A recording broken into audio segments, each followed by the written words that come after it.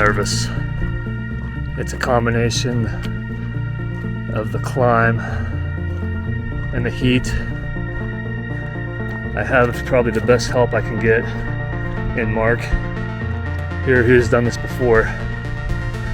And he's a guy that has free climbed Weaver's Needle in the Superstition Mountains in Arizona, up and down.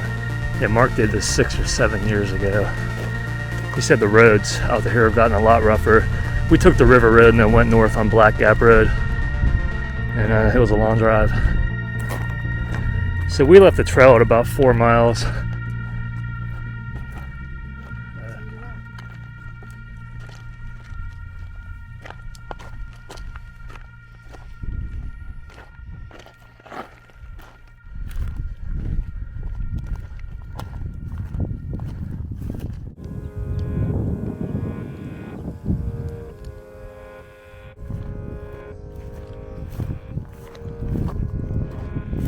So this is what we're looking at here, some gentler slopes, and then it looks like it's scree pretty much. There's a little chute or a section in between the scree which may have more traction.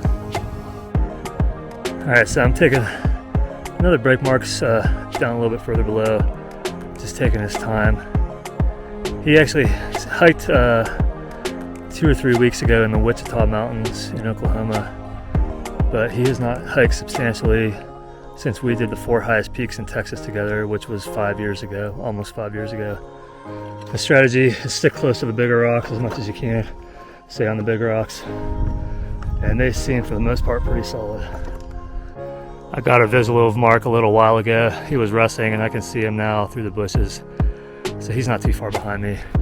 But I probably have just like 30 or 40 feet up to the climbing section of elevation gain. All right, here's the notch right here. So I think I can do this. I think I'm gonna be all right. It's definitely not as straight up as I thought it was gonna be. All right, I'm probably about 5 or 6 feet up the notch, just up the first little section. There's just constant hand and foothold. So anyway, Mark's down there somewhere. Hopefully he'll be up pretty soon. I think I might just go for it. I might wait.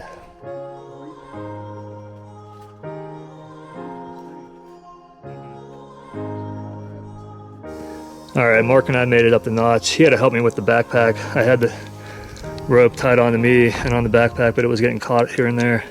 I don't know how I'd do it by myself, but I guess over here. There's some webbing, and we're gonna make it up now. It's just a ridge walk all the way up to the summit, pretty much.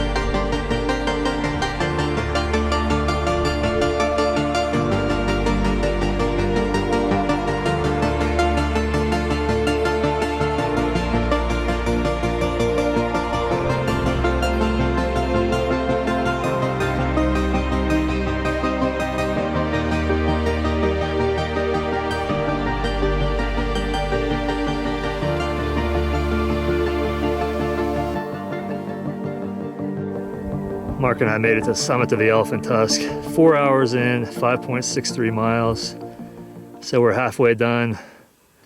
I guess the hardest part is yet to come with the down climb, for me anyway. But this is it, the summit of the Elephant Tusk. Probably one of the premier climbs at Big Bend that doesn't truly require technical gear.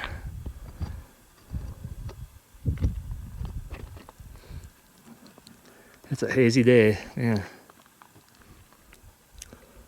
It's got a lot of haze more towards Mexico to the south, and then I guess it's everywhere. Maybe it's a little bit better to the north.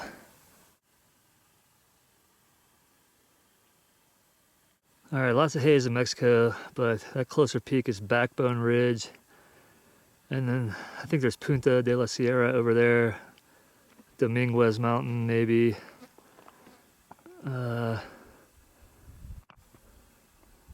Moving over this way, there's a point 6060, and then the South Rim up here. So a nice view of the South Rim. Yeah, I'm not sure what these peaks are over here. I know Crown Mountain's over there, Lost Mine Peak, but I can't really distinguish them from each other or whatever, whichever one is which. I can see Pummel Peak out there. I'm hoping some cloud cover forms and we're able to stay a little cooler on the way back, but otherwise it's going to be a hot return.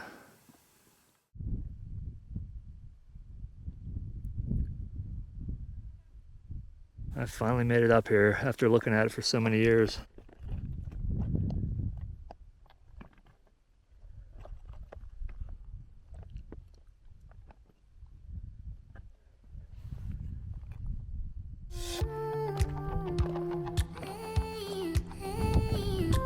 It's a long way down pretty much on all sides, except this way, the most gradual slope. Yeah, we're pretty high up and it's pretty well defined for sure.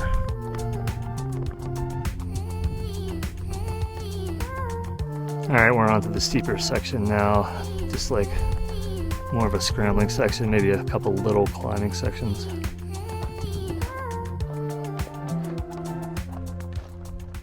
I'm scared. I know. He's making fun of me. Oh no.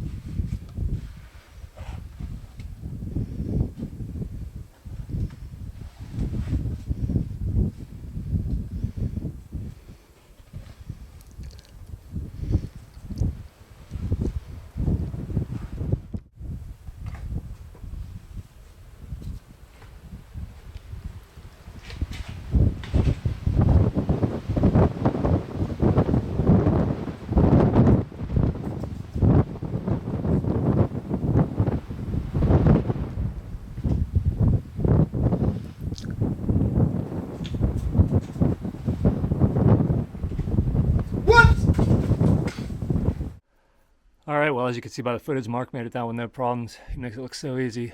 I use my rope. Ain't nothing but a rock. Don't do this at home. Don't do this. Do not do this at home. That's right. Don't try this at home, kids. Good job. Get the hell out of here.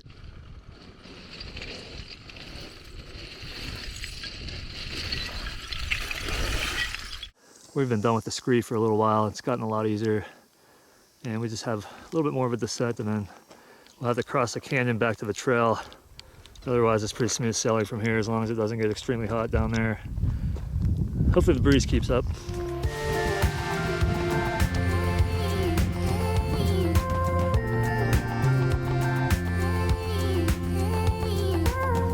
We definitely missed the trail several times. And I mean, if it weren't for the cairns, there'd be no way that you could follow a trail here. It's just all kind of looks the same in a lot of places. All right, I can see Mark's truck down there. We should have about half a mile, if not a little bit less. I had the other camera put away, otherwise I'd zoom in on the truck, because, man, that's a welcome sight right now. I summited Elephant Tusk. I cheated a little bit on the way down, but I'm gonna do that rather than kill myself or hurt myself.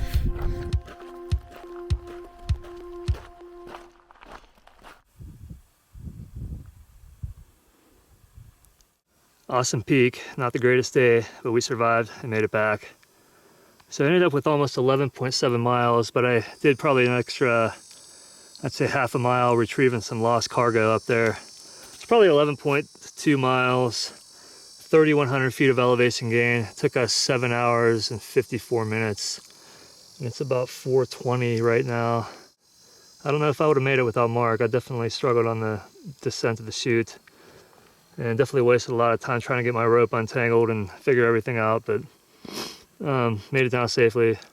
Wish I had Mark's courage with his down climbing. It's pretty amazing. Anyway, that's it. Signing off here from Big Bend National Park. That was a climb of the Elephant Tusk. April 30th, 2024. And maybe a few more days left in the park to do some other peaks. All right, everyone. Thanks for watching. Have a good day.